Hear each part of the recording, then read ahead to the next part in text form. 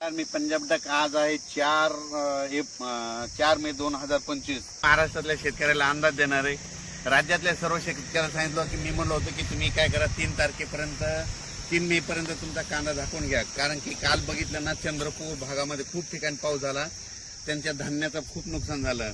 तर आता आज आहे 4 मे. तर आज तुम्ही बघा, आज नंदुरबार भागाकडे लगेच टीव्हीला बातमी येईल की आज नंदुरबारकडे खूप पाऊस पडला, म्हणून हा अंदाज लक्षात येता.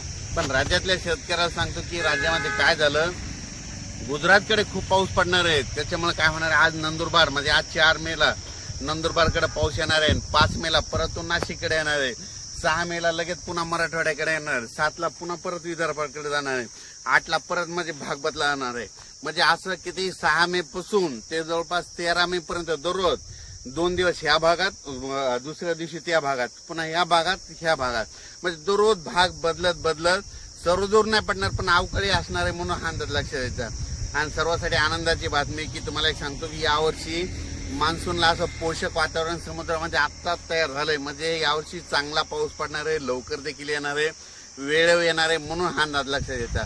आणि तुम्हाला एक सांगू इच्छितो की यावर्षी जवळपास 19 मेला अंदमान बेटावर मान्सून दस्तक देणार आहे. म्हणजे 19 मेला अंदमानवर मान्सून येणार आहे 19 मेला, म्हणून हे लक्षात घ्या.